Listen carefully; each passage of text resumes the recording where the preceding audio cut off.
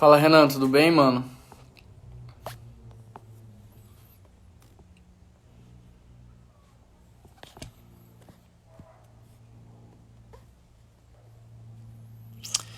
Tudo bem, pessoal? Bom dia pra todo mundo. Bom dia, Ricardo. Já vou chamar o Ricardo aqui. Hoje nós vamos conversar sobre cristãos contagiantes, sobre viver uma vida contagiante.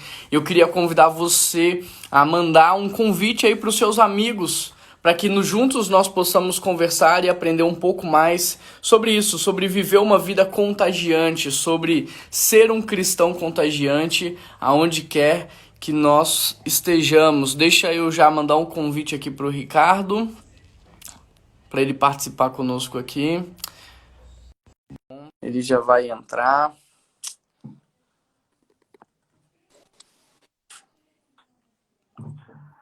Bom dia, amigo.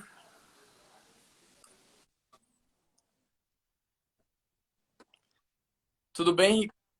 E aí, meu amigo, bom dia. Gra Você tá bem? Graças a Deus. Tá me ouvindo direitinho aí? Como é que tá o áudio para você?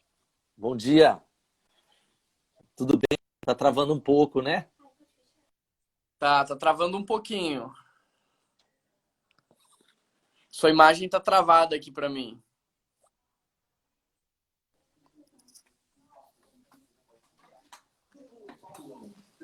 Agora você tá me ouvindo, Juan? Bom dia. Agora eu tô te ouvindo e estou te vendo. Tá em movimento aí. Tá pegando o É, cantinho da casa. o sinal tava ruim ali. Aqui em casa. Aqui tá, eu tô com, Alô? agora eu tô te Tô ouvindo. Tá me ouvindo bem. ouvindo? Vamos lá então. Pessoal, bom dia para todo mundo que está aqui com a gente, pessoal que está entrando. Ricardo é um amigo, ele já vai se apresentar. E hoje nós vamos conversar um pouco sobre viver uma vida contagiante, né? Afinal, é isso que Jesus espera de nós. Que nós possamos do mundo, sal da Amém. terra. Ricardo, obrigado por ter aceito o nosso convite. Eu queria que você se apresentasse. Você já esteve aqui, né? A igreja já te conhece um pouquinho, mas tem muita gente aí nas redes sociais que vão chegar agora e talvez não te conheça. Então se apresenta, fala um pouquinho de você, da sua igreja, do que Deus está fazendo. Alegria, Juan, tá com você, pessoal da PIB aí, pessoal precioso. Eu sou Ricardo Kapler, sou pastor aqui da Igreja Batista Bethesda aqui em Piracicaba, interior de São Paulo. Uma igreja que, pela misericórdia de Deus, nós plantamos aí fazendo 14 anos já, com o desafio de alcançar pessoas para Jesus, principalmente através das células, né? Que é, talvez a gente pode falar, o coração da É isso. Bethesda. O Ricardo é um amigo que eu já conheço há alguns anos. Não sei precisar quantos anos, mas tem bastante, porque eu lembro de ir em Piracicaba antes de ter filhos, né? O meu mais velho tem 5, então deve ter uns 7 anos que a gente já se Uau! conhece. E a história da Bethesda é uma história assim inspiradora, né, Ricardo? Amém. Deus tem dado graça, viu, Juan? Sim, né? A gente tem que reconhecer isso com alegria. Estava falando com a liderança, né? A comparação mata as nossas igrejas, mas a gente não pode deixar de reconhecer aquilo que Deus está fazendo, É como Ele está verdade. fazendo aí em BH, como Deus está fazendo Deus é através de lindo, né, vocês. cara? E ele tem um jeito todo especial para lidar com cada pessoa, com cada igreja. Como pai, até esse lance de igualdade é uma coisa a ser questionada, né? Porque as pessoas não são iguais. As igrejas não são iguais. Então, às vezes, a gente quer educar os filhos da mesma forma, né? Como uma receita de bolo, e não vai dar certo. Cada filho tem um jeito de aprender, tem um jeito de absorver, e a mesma forma são as igrejas. Então eu vejo Deus tratando cada igreja, abençoando cada igreja de um jeito muito especial. E eu vejo isso muito aí na Bethesda. Quando eu vejo aí a foto que você posta no aniversário da Bethesda, de como tudo começou e do jeito que a igreja tá hoje, é só Deus, né, cara, para fazer uma história. Com certeza, Juan, você falou tudo. Eu acho que é isso que a gente não pode Ó, tirar da nossa mente, né? Deus dá um privilégio. O nosso tema vai ser esse aí, sobre falar sobre cristãos contagiantes, mas a obra é dele, né? Eu estava falando para minhas filhas, falei o quanto a gente tem que ser grato de poder participar daquilo que Deus está fazendo, né? É dizer, olha, Deus, que honra eu poder trabalhar no teu reino, na igreja, espalhar as é boas novas. Eu postei Privilégio um tremendo. videozinho no TikTok essa semana, falando que eu tava lavando louça com os meus filhos, né? E aí, quando eles terminaram de lavar, eu coloquei eles para ver um filme. E aí eu pensei assim, puxa vida, eu vou ter que lavar agora tudo de novo para ficar bem lavadinho, né? Mas eu fiquei pensando nisso e na hora o Espírito Santo falou assim, mas Juan, é justamente isso que eu faço quando você termina de pregar, quando você termina de aconselhar. Eu vou lá e eu corrijo o que você faz, e de fato, Deus tem mais tempo corrigindo o Amém. que a gente faz do que aproveitando o nosso trabalho. Porque o mais É não é o verdade. resultado, o mais importante é o processo. Então, o mais importante, enquanto eu estava lavando louça ali com eles, não era o resultado. Se eu quisesse apenas o resultado, eu tinha lavado sozinho. O mais importante foi o momento pai e filho, foi o discipulado e foi a formação deles enquanto bons maridos, enquanto homens melhores para suas esposas, pais melhores, né? E aí muitas pessoas até criticaram, falando assim, não, mas você está ensinando para os seus filhos mediocridade, porque para Deus tem que fazer tudo perfeito. E eu fiquei pensando às vezes no quanto nós somos arrogantes, né? De pensar que eu vou conseguir fazer algo perfeito para Deus, né? É que acho que a gente confunde as coisas, né? De que é uma coisa ou outra.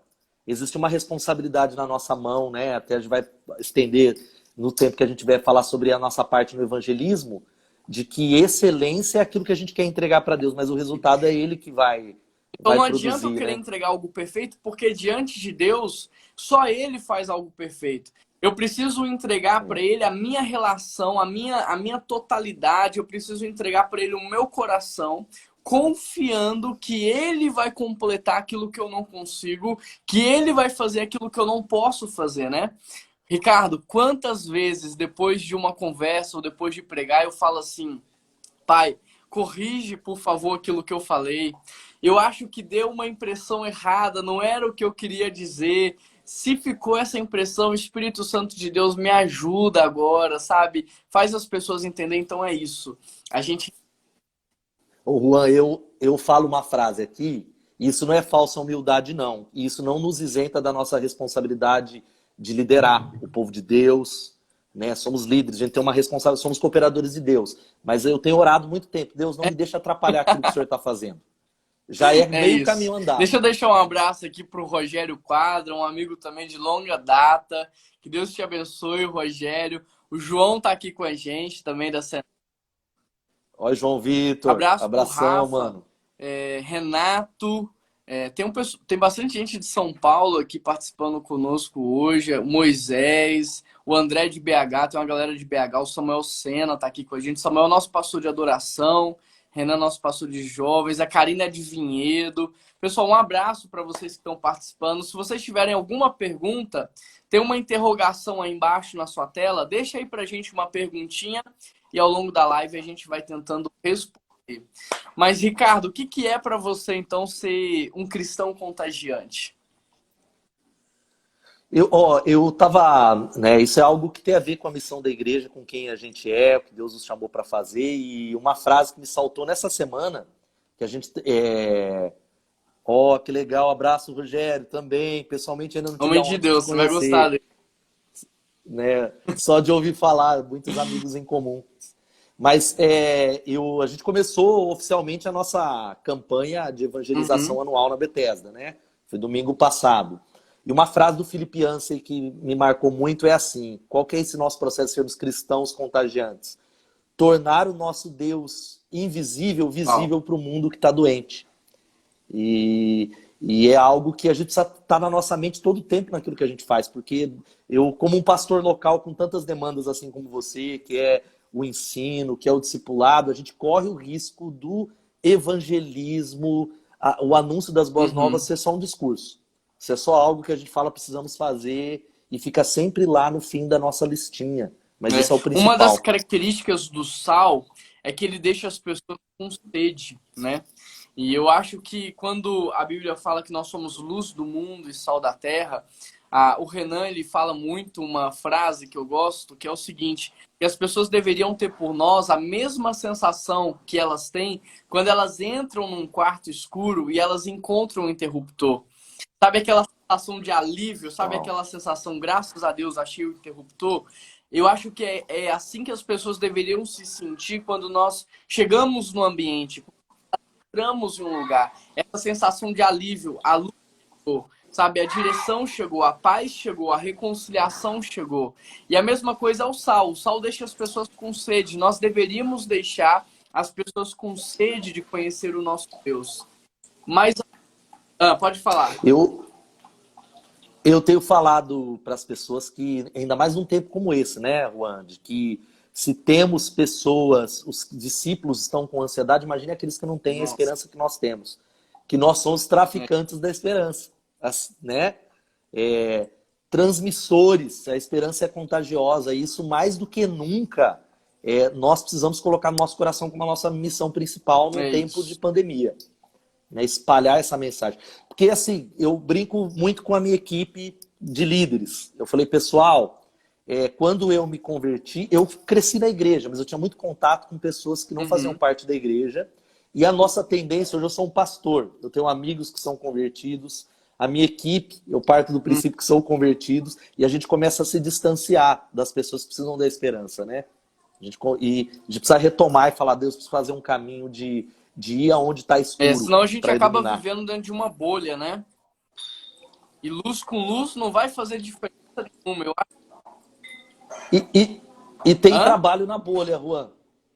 E tem muito trabalho na bolha. Essa é verdade, às vezes a gente corre o risco de ficar distraído com o trabalho dentro da bolha, cara. Você tem que conseguir olhar para fora. Lá em Vinhedo, eu morei em Vinhedo muitos anos, eu tinha um medo dos meus filhos crescerem em Vinhedo, porque Vinhedo é uma bolha em relação ao Brasil.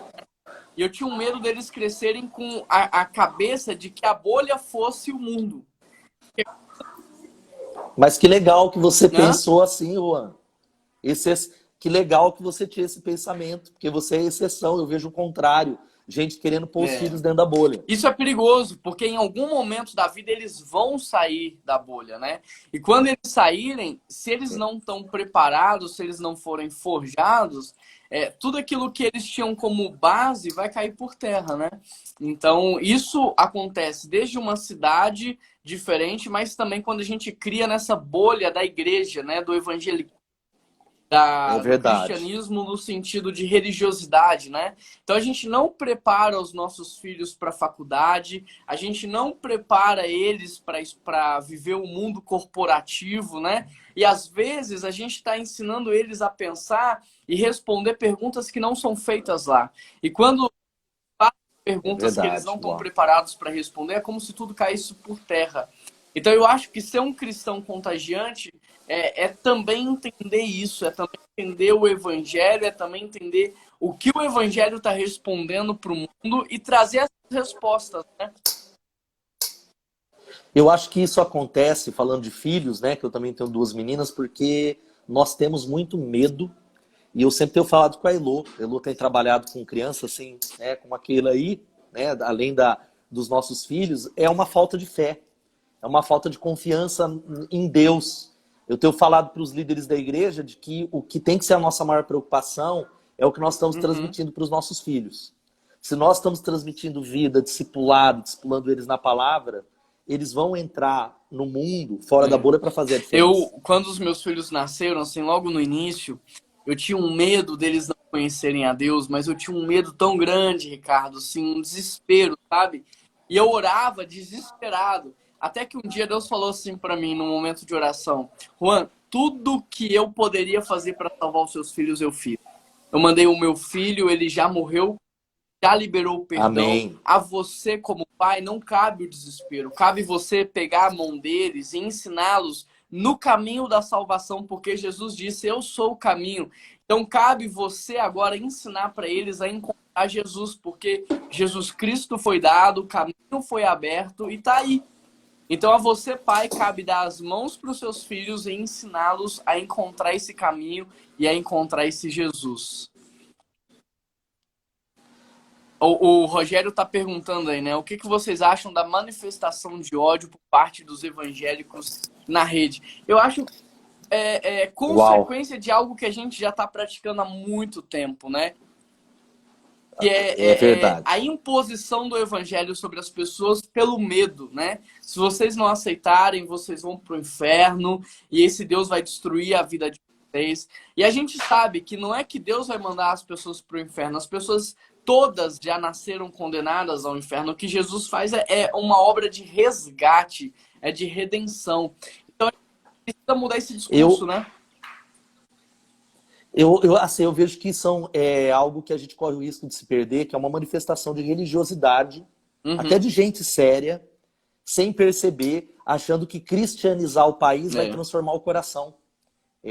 Eu nem vou entrar numa questão política, eu acabei de postar um texto nas minhas redes sociais e a gente está tão polarizado dentro da igreja que quando você coloca um texto a favor da vida, tem gente que vai falar, ó, ele é contra Já vai o querer A ou colocar dentro de B. uma caixa, né? E agora uma coisa é fato, respondendo a pergunta do Rogério aqui, não tem a ver com o evangelho.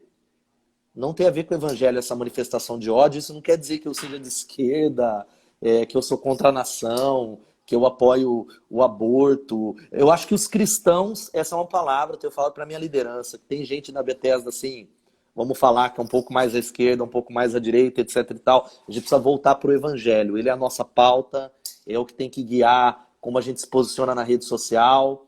Eu falo, e aí vamos falando, acho que entra até nessa questão de cristão contagiante, e aí eu não estou falando de cultura de evangeliquez, mas tem muitos crentes que as redes sociais deles não demonstram que Uhum. eles são discípulos de Jesus. Você passa aos olhos, e eu falei com a Elô, eu quero ser denunciado por tudo que eu sou um discípulo de Jesus que prega o evangelho, pela minha rede social, por aquilo que eu falo, por aquilo que eu acredito, por aquilo que eu Às vezes a faço. gente corre o risco, nesse tempo de polarização política, de muito mais pregar, né, uma ideologia do que o evangelho. Muito, Juan. Eu tenho Do visto que o muito evangelho, isso, né? cara. E é triste, né? É É, muito triste isso. E a é. linha é tênue. É muito tênue, porque eu não vou. No nosso debate não é política aqui, mas tem muitas partes nessas ideologias que sequestrou e misturou com algumas porções do evangelho, por isso que gera confusão. Tem cara que tá mais. Não, ali é o evangelho, não é aqui, é o Bolsonaro. E é uma grande confusão, né? Porque nenhum deles vai responder o evangelho na sua integridade. Então, sim, o nosso papel enquanto cristãos é orar pela política, mas pregar o evangelho, né? Pregar o amor ao próximo, pregar o repartir, pregar o cuidado, pregar o amor, não o ódio. Mas, Ricardo, quando a gente olha para Jesus, né? Jesus é o nosso maior exemplo, Jesus é a nossa maior inspiração. Como é que você enxerga Jesus como esse Cristo contagiante, assim, na sua maneira de viver? Bom, quando a gente olha para Jesus, eu acho que tem duas coisas aí principais, não vai ser simplista. Primeiro, o Uhum, relacionamento dele com o Pai. Eu acho que é chave, eu tenho falado muito isso para os discípulos, para a Bethesda, para as células, de que, pastor, a minha célula, o meu grupo, ou a igreja não está crescendo. Eu falei, o problema não é com o evangelho e não é nem com a sede das pessoas. As pessoas continuam na escuridão e uhum, continuam com sede.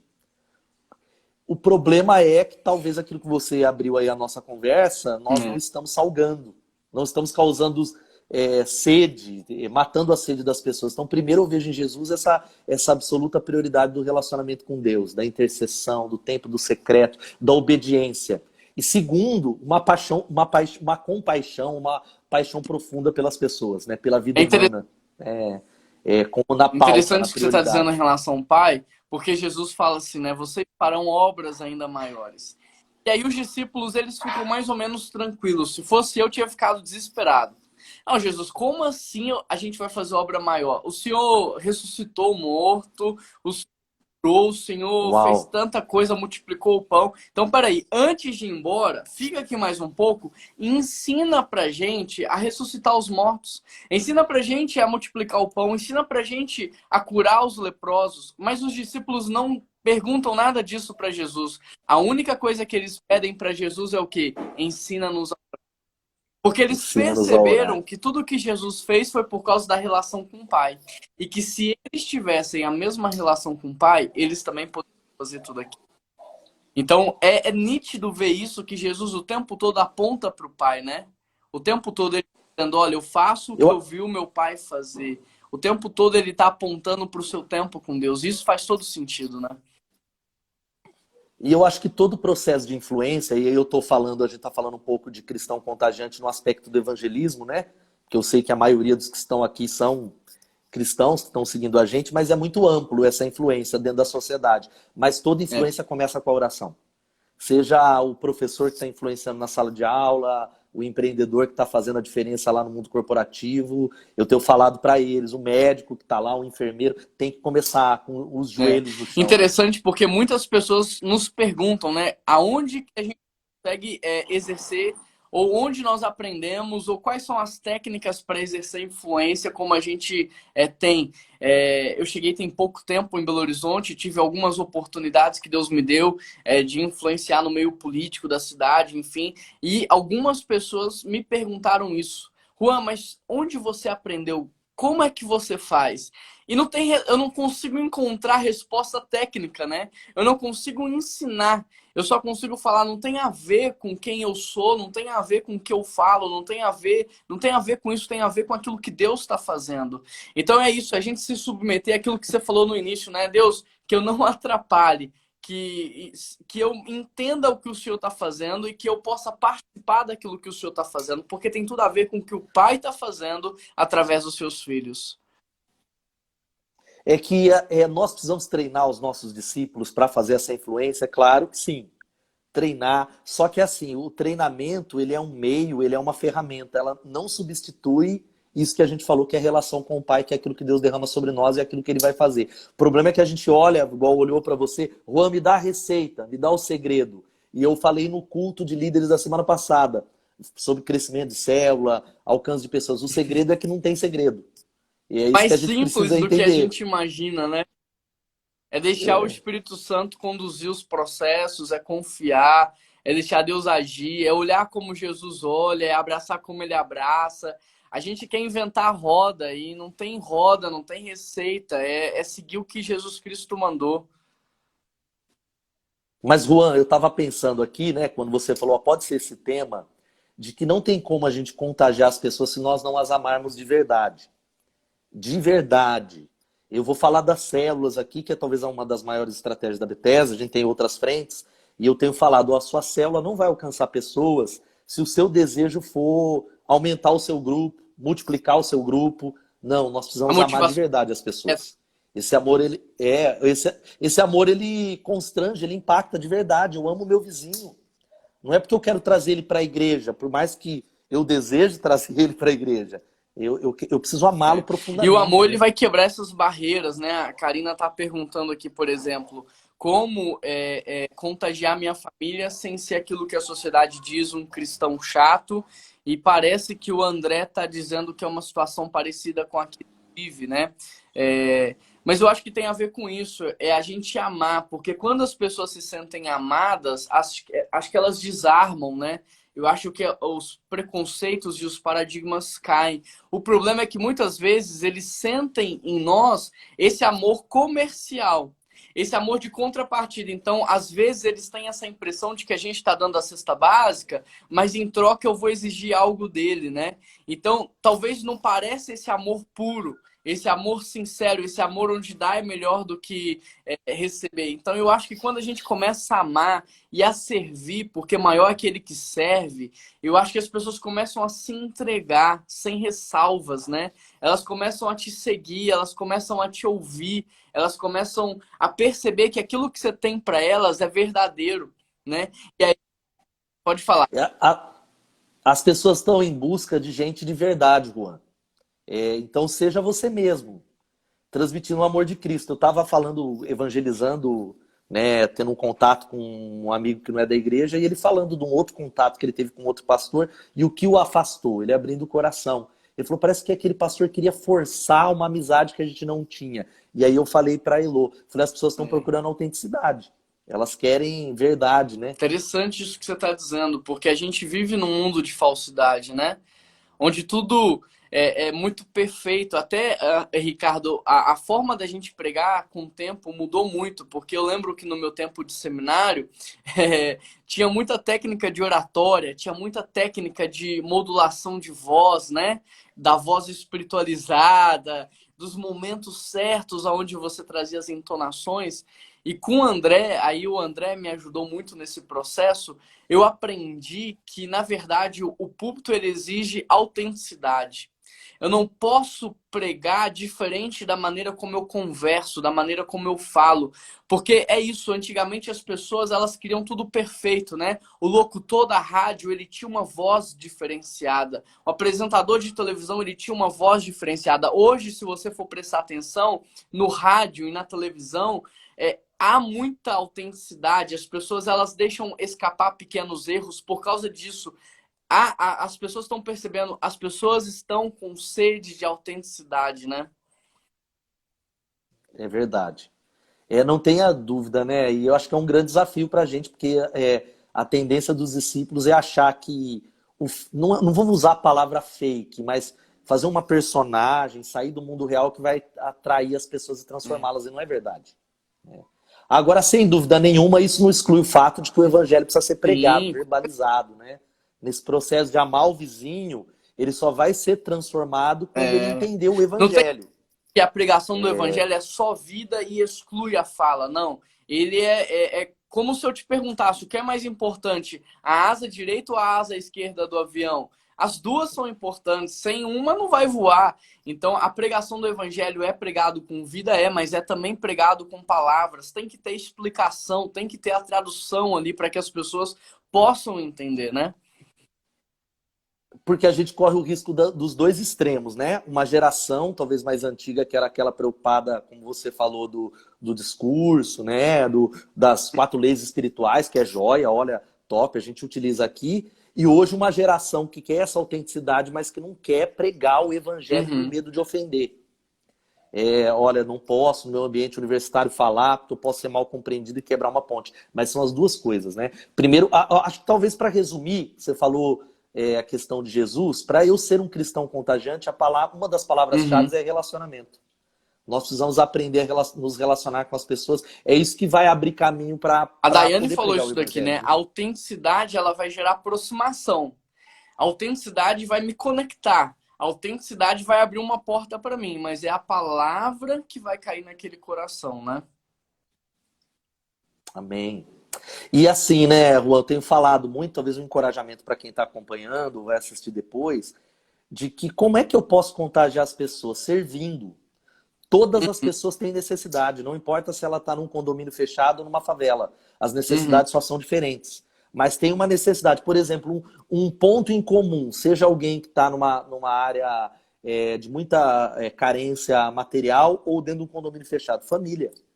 Eu vi que você está pregando também sobre Para família, se eu não estou casa. enganado.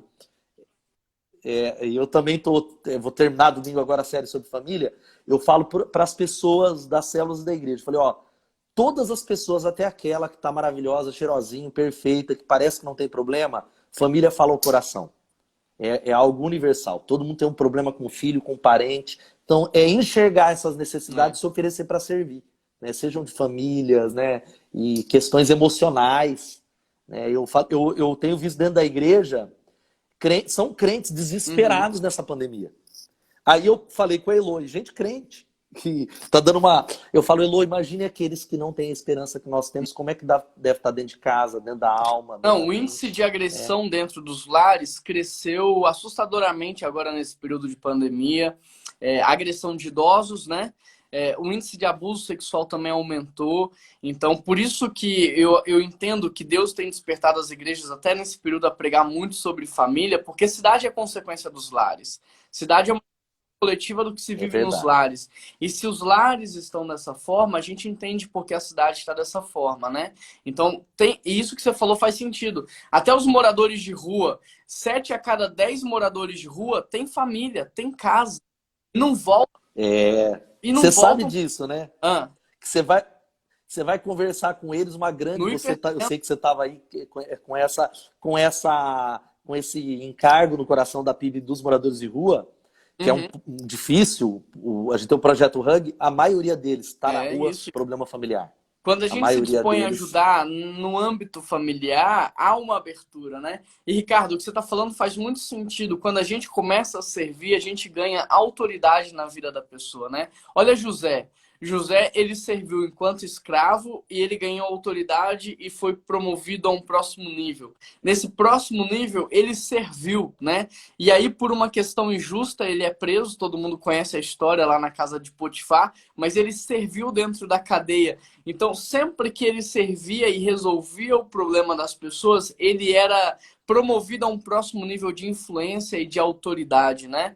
Então, a gente vai observar isso na Bíblia o tempo todo, e é isso que Jesus está tentando dizer: maior é aquele que serve. Enquanto a gente está tentando ganhar influência e autoridade pelo autoritarismo, a gente está sendo o crente chato. Mas quando a gente se coloca como alguém que vai servir dentro de casa, o pai, a mãe, o irmão, quando a gente se coloca como aquele que vai servir na empresa, as pessoas começam a nos olhar de maneira diferente, nos ouvir de maneira diferente. Isso muda tudo, vira a chave. A gente não pode esquecer que Deus unge servos, né? Atos 10:38 diz como Deus ungiu a Jesus de Nazaré com o Espírito Santo e poder, ao qual andou por toda parte, né, curando, servindo. Então essa unção É. vem de servir pessoas. E agora é óbvio, né? Parece chover no molhado, mas a igreja não serve, não é isso que nós fazemos? E Uhum. muitas vezes não, né? A gente vê que é uma luta por visibilidade, em tempos de rede social, de É. relevância, e Né? relevância vem por E o que servir. eu tenho dito aqui em Belo Horizonte é o seguinte: não importa quem vai entrar, nós vamos servir. Porque o nosso papel é servir a cidade, independente do candidato A ou B. O nosso papel é aqui Amém. contribuir para a transformação da cidade. Então, não tem essa de briga de poder no sentido de que eu tô com fulano de tal e se ele não entrar, eu Ou contra dar as fulano, costas é. para a cidade. De maneira nenhuma. Eu não tô me vinculando a pessoas, eu tô me vinculando à cidade. Então, independente de quem entre, a PIB-BH é uma parceira na transformação da cidade, porque nós não estamos aqui para ganhar privilégios, nós não estamos aqui para sermos, de alguma maneira, vangloriados. Cabos É, eleitorais, né? De, não. de A ou B. Agora é óbvio que esse nosso serviço é igual eu tenho falado para as pessoas, não é acrítico. Eu até bom, nem vou entrar nesse assunto que parece que eu tô A ou B. É Tem muito complicado cuidado. tentar ser equilibrado num tempo Aham, como esse é difícil. Mas eu falei que nós não podemos perder a isso. nossa voz profética. E a voz profética é dizer assim, ó, eu estou com a cidade, eu estou com a nação, mas eu tenho Isso. autoridade de fora dos muros do É, palácio de é poder por isso que a denunciar gente não injustiça. se vincula a pessoas, justamente para que a gente não perca a voz profética. Então, assim, servir a cidade tem a ver tanto com apoiar ações que estão sendo feitas, mas também denunciar aquilo que está sendo feito de errado, né? Aquilo que é abuso de poder e por aí vai. Então, quando a gente se vincula muito ou se associa muito, a gente corre o risco de perder essa autoridade que nós temos, né? E a igreja não pode perder. Eu até tenho Uma mordaça é colocada na nossa boca sem a gente perceber. É muito tênue um tio. a linha, Juan. Você está aí envolvido, sutil, né? Mas acho que a gente precisa deixar muito claro isso no nosso envolvimento com a cidade. A gente tem tentado fazer isso aqui em Piracicaba, não é fácil. De nos envolvemos com a cidade, oramos pelo poder público, temos parcerias, mas a gente deixa muito clara a É, nossa posição. E isso traz autoridade, deixa a gente. A igreja, na verdade, o mundo começa a olhar diferente e falar: uau, existe alguém. Isso não tira a autoridade Ô, da igreja. Ricardo, toda música que ganha o período de carnaval, é o hit do carnaval, ela é uma mensagem profética para a nação. Então, por exemplo, eu não sei qual foi o artista que criou uma música aí que se tornou hit, que fala sobre consumo de drogas dentro de casa, plantar erva dentro de casa, alguma coisa assim. E essa é uma mensagem profética. Pode reparar, naquele ano, o consumo de drogas ele vai aumentar. Por quê? Porque a música ela carrega isso, né? No Antigo Testamento você vai observar que os reis, quando eles partiam para a guerra, eles colocavam na frente dos exércitos os levitas que iam adorando. E o texto diz que enquanto o povo adorava, os inimigos iam sendo derrotados, né? Então, o mundo se apropriou de algo que acho que a gente deixou de lado. Esqueceu que guerras eram vencidas através da É, música, e né? essa voz profética, ela expressa tanto através da palavra pregada, tanto a partir também da música, através das artes, através da influência dos cristãos na sociedade. Então ela pode ser revelada em vários âmbitos, né? E a igreja, o que que ela fez? Eu vejo pelo nosso testemunho próprio. Períodos de carnaval, períodos de festa, a igreja saía da cidade. Ela abandonou a cidade, né? E aí o que que acontece? Se a luz sai, as trevas tomam conta. Então nós precisamos de novo abraçar as oportunidades que Deus nos deu para ser voz profética na cidade. Então, hoje se fala sobre as 7 áreas de influência, né?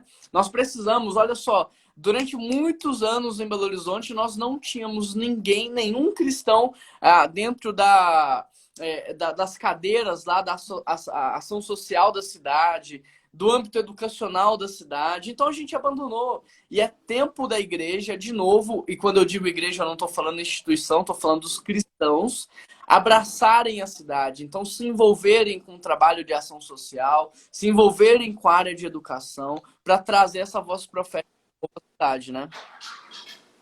Eu acho que na verdade, isso é uma mensagem que precisa enfatizar. Eu vejo que você tem feito isso aí na PIBBH, da questão de que cada Uhum. crente é um ministro. Todo crente é chamado a um ministério de tempo integral. É a gente quebrar aquela questão porque o tempo integral é para pastores e missionários. Todo crente é um É. missionário onde ele está.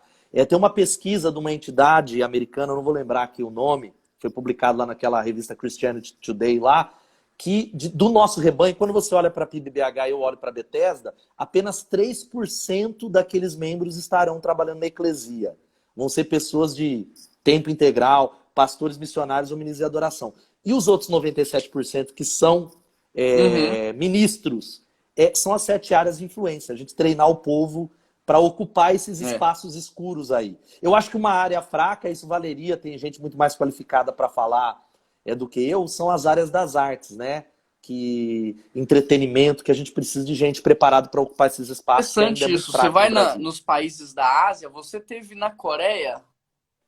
Você vai nos países da Ásia, você vai ver eles vestidos e sendo muito influenciados pela cultura ocidental, né? Então, a de vestir e Muito. tal, até às vezes a maneira de falar, mas por quê? Por causa da arte, por causa por causa Com dos certeza. filmes, né? Eles são influenciados a partir da arte. E nós cristãos abandonamos a arte, né?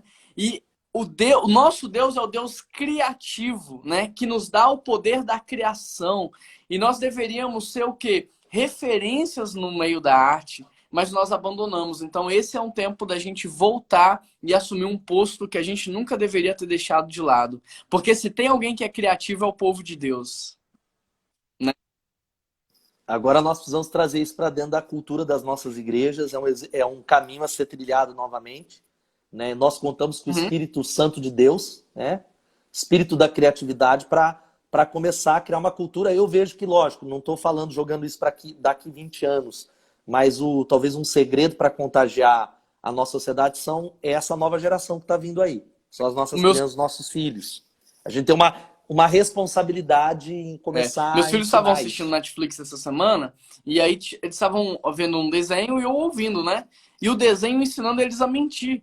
Falando assim, não, primeiro você começa com uma mentirinha bem pequenininha. Aí quando você aprender a contar a mentirinha pequenininha, você aumenta ela. E eu fiquei horrorizado. Então, percebe? A ausência da luz ali promove as trevas.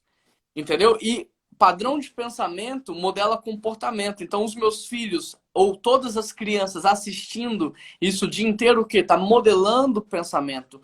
E padrão de pensamento modela comportamento. Então, se a gente não começar a influenciar na cultura e na arte, gerar um novo padrão de pensamento, o padrão de comportamento da cidade sempre vai ser reprovado.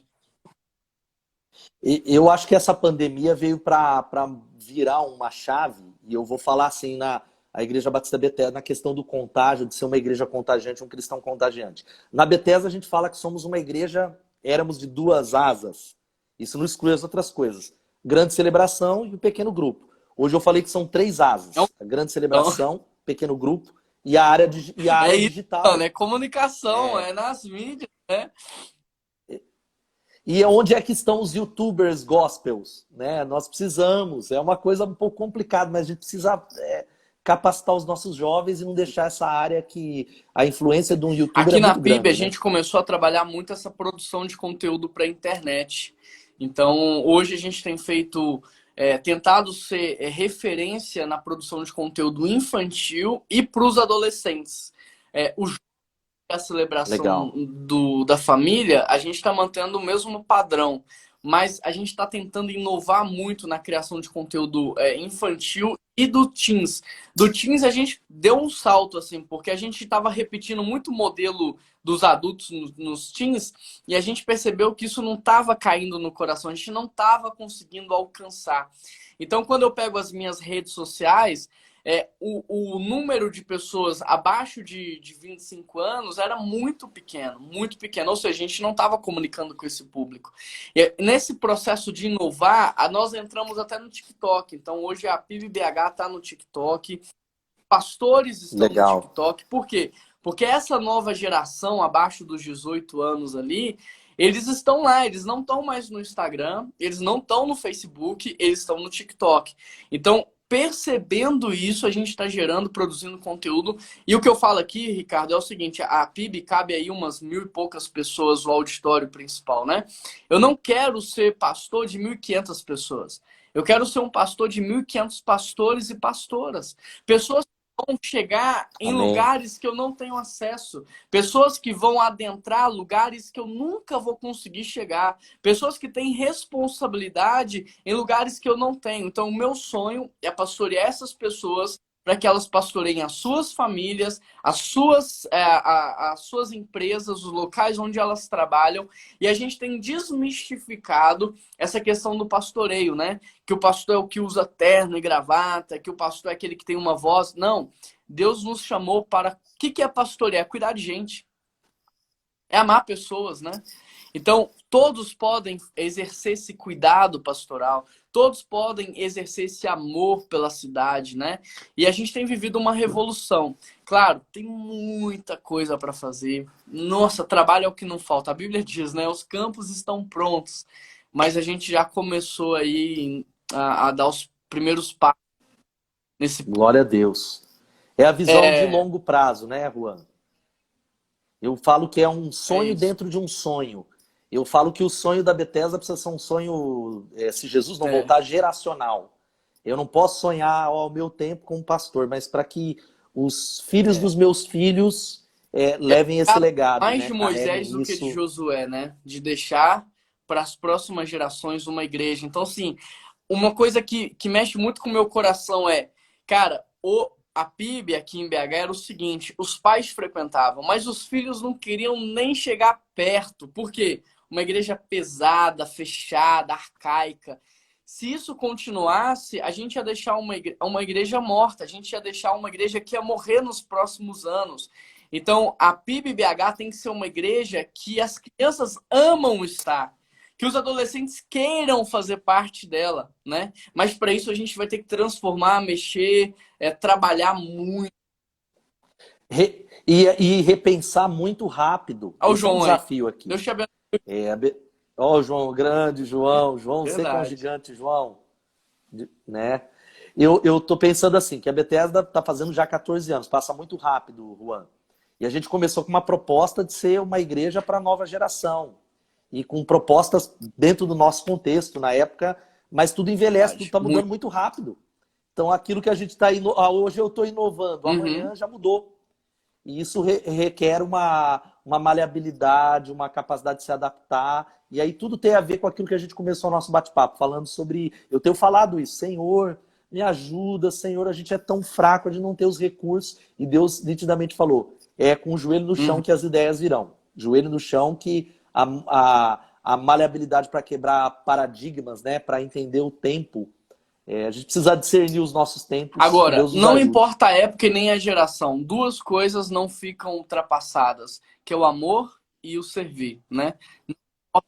Seja uma Amém. criança, seja um idoso, os dois vão ser contagiados pelo amor e pelo serviço. Então, Amém. Fazer discípulos é o grande desafio para nós. A gente estava discutindo da juventude, né? Nova Roupagem, eu falei, olha, tudo isso a gente vai fazer, queremos estar inseridos na cultura. Mas, na verdade, aquilo que eu falei, o segredo é que não tem segredo. Jesus falou, E ide fazer Ricardo, discípulos. A gente é fazer precisa fazer amigos isso. espirituais, né? Não é aluno, é amizade espiritual, não é alguém distante da gente, é fazer amigos espirituais. Então, assim, antigamente a gente queria primeiro levar a pessoa para a igreja, aí ficava torcendo para ela se converter na igreja, para depois eu ser amigo dela e levar para minha casa. E esse é o processo, na verdade, muito demorado, muito trabalhoso. O processo mais fácil é primeiro amar e servir e ganhar a pessoa para mim. Depois eu fico amigo dessa pessoa, levo ela para minha casa para ela ver na prática o evangelho, como eu trato minha esposa, como eu trato os meus filhos, como eu pago minhas contas, como eu lido com os meus vizinhos. E ela vai ficar olhando para mim pensando assim, mas como? Por quê? Como que ele consegue, né? E ele vai conseguir entender o evangelho na prática. E quando essa pessoa tem um encontro com Jesus, eu levo ela para a igreja, né? Que é mais ou menos o que vocês Amém. fazem aí em relação à célula, né? Esse é o processo. É aquilo que a gente abriu falando, de que se eu não amar de verdade o meu vizinho, e é um desafio constante, nós não vamos trazê-lo para perto de Jesus. Esse tem que ser o foco, amá-lo, anunciar essa mensagem. Uhum. Influência é isso, né? Comer junto, né? Conhecer os problemas dos meus vizinhos. Eu tenho pensado aqui que às vezes a gente vive com pessoas tanto tempo e a gente não sabe os problemas que elas têm, que elas passam. A gente tem muita dificuldade, não sabe nem nome do vizinho, da direita, da esquerda. Num tempo urbano onde a gente está tão cercado de E pessoas tão distantes. Talvez uma dica que eu poderia falar de ser um cristão contagiante é a gente E essa encurtar essas pandemia pode distâncias, né? piorar isso, porque agora todo mundo de máscara e todo mundo aprendendo a ficar longe, né? Pode gerar um distanciamento maior entre as pessoas. E a gente tem que entender como reverter isso, né? Como não. Como quebrar essa Porque, barreira, por né? exemplo, aqui no meu prédio só entra uma família por vez no elevador, né? E isso é uma rotina que está sendo criada. Mas e depois que essa pandemia acabar, será que isso vai permanecer? Porque se permanecer, se o elevador abriu e a pessoa viu que tem outra lá, e fala assim, não, tudo bem, eu espero, pode ir. Aí que eu não vou conhecer mesmo, aí que eu nem vou ver nunca mais os meus vizinhos. Então a gente precisa repensar, como o Thiago Matos fala, a essência vai permanecer a mesma, mas a forma a gente vai ter que repensar como nos aproximarmos dos nossos vizinhos. Então, nesse período de Páscoa aqui, mesmo todo mundo distante, isolado, a gente colocou um ovinho de Páscoa na porta de alguns vizinhos que a gente tem mais proximidade, né? A gente nem acredita muito no Muito ovo da legal. Páscoa e nem essas coisas, mas é uma coisa gostosa, todo mundo gosta de chocolate, todo mundo ama, e tem sido uma forma que a gente tem se aproximado. Deixamos o ovinho, uma cartinha, e o testemunho foi bem legal, assim, a resposta foi bem legal. Então a gente precisa, a forma vai mudar, mas a essência nunca. A essência é amar e servir, né? Porque as necessidades Né? das pessoas continuam, mesmo mudando a cultura, né? Aquilo que você falou, as necessidades no coração humano, vazio, Né? continua aí, né? E talvez a palavra que a gente precisa pedir a Deus, Senhor, me dá sabedoria. A Uhum, palavra acho que é sabedoria. Senhor, me dá sabedoria de como chegar, que não é igual para todos os vizinhos uhum. e todas as pessoas. Não, não são as mesmas assim, os Uhum. mesmos problemas, né? Porque é aquilo que a gente falou no início, né? As pessoas são diferentes e a gente precisa entender isso. Assim, as quatro leis espirituais e todas essas estratégias são legais, são, mas até na maneira de aplicar eu tenho que estar atento a isso. Como é que a pessoa entende? Se ela é uma pessoa que vai entender mais pela audição, pela visão, se ela é mais do relacionamento, se ela não é, se ela gosta de toque, se ela não gosta de toque. Nós temos que estar sensíveis. Eu acho que Jesus, ele era muito sensível, né? Ele olhava a multidão e ele percebia uma mulher viúva que agora está enterrando o seu único filho. Então, assim, ele não olhava de maneira genérica. Ele era muito sensível quando ele olhava para as pessoas. E ele percebia aquilo que ninguém percebia, né? Então, quando tocou nele, ele É falou, opa, alguém me verdade. tocou diferente. Todo mundo estava tocando nele, estava no meio de um monte de gente, mas ele percebeu que alguém tocou diferente nele. Então, eu acho que nos falta essa sensibilidade.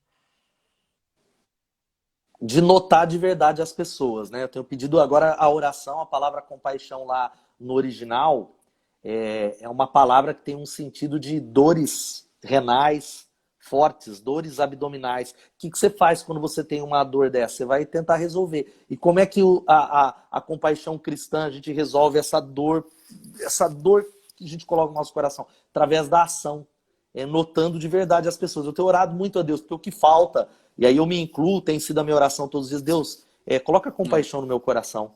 Me ajuda a notar de verdade as pessoas, né? Não como mais um Porque número. senão a Me gente vira ajuda. profissional, né? Não só os pastores, mas os cristãos se tornam profissionais da fé. A gente está acostumado tanto a ouvir pedidos de ajuda, a escutar histórias tristes, que a gente já não se adentra mais na dor do outro. A gente já escuta de maneira distante, né? E se a gente não entra na dor do outro, a gente não é movido a ajudar, a gente deixa de lado, a gente não se envolve. E o que você falou é muito interessante, porque quando você está com essa dor renal, essa dor aí das entranhas, você não consegue fazer outra coisa a não ser tentar Outra resolver coisa. isso, né? E a compaixão nos leva justamente isso. Cara, eu não consigo fazer nada mais enquanto eu não colocar um pão na tua mesa, enquanto eu não conseguir silenciar essa tua dor, enxugar as tuas lágrimas, colocar um sorriso no teu rosto. E aí nós somos movidos para dentro da dor do outro, né? Amém. Que esse seja um desafio no nosso coração, né, Juan? Que Deus aumente o, essa discussão mesmo, que até o pastor Rogério tinha falado aí no começo. Ah, por que esse discurso nosso de ódio, etc. Porque está faltando compaixão. Quando o nosso coração está cheio de compaixão, não tem nem. Você nem vai pensar em polarização A ou B, eu sou de partido A ou B. É a compaixão que nos move, é a compaixão que nos direciona, né? Que Deus coloque compaixão no nosso Ricardo, coração. nosso tempo está acabando aqui, faltam alguns minutos para a live encerrar, mas eu queria aproveitar esse tempo final para te agradecer. Você é um cara sempre muito apaixonado, que nos inspira. Só de estar perto de você, a gente já é cheio, assim, sabe? Você é um cara que Amém. Você agradecer a também, meu sua amigão. generosidade de tempo, a sua bondade de estar conosco aqui. Muito obrigado. Eu sei que você tem muita coisa para fazer. Essa pandemia triplicou o nosso trabalho, né? Isso é verdade, Juan. Tem gente falando, e aí, pastor, mas tá trabalhando mais? Eu falei, ó, quem vive com propósito e tem propósitos, sabe para É, onde colocar o tempo. E vai faltar o tempo. Agora, quem não tem é propósito, fica verdade. sobrando tempo, Então, obrigado por ter né? priorizado esse momento aqui, ter dedicado o seu tempo para isso, que para a gente é tão importante, né? Agradecer a cada pessoa que passou por essa live, que permaneceu conosco aí até o final. Quem vai ouvir depois, porque vai ficar salvo aí no IGTV, que fala, né?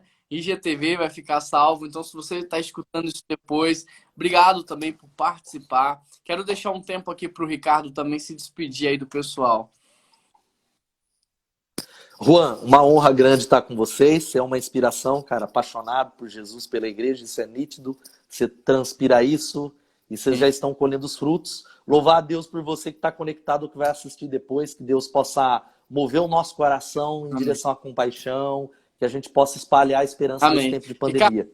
muito Deus obrigado. Se abençoe. você precisar de alguma coisa, conte conosco aqui. Você tem uma família em BH, viu? Então, Muito se precisar, a obrigado. gente está junto. Que Deus abençoe muito a sua vida, a sua família. Que Deus abençoe a Bethesda. Que Deus possa fazer com que a Bethesda cresça cada vez mais e se expanda aí em Piracicaba e seja luz e sal nesse lugar tão especial aí, viu? Amém. Deus abençoe Lara, que está Ó, aí, pastor ó, o pastor Oswaldo, em Osvaldo. nome de Deus, hein? Tremendo. Tremendo. Amém. Abração para vocês. Juan, Deus abençoe, a gente Tchau, se fala. tchau. Tamo junto. Até mais.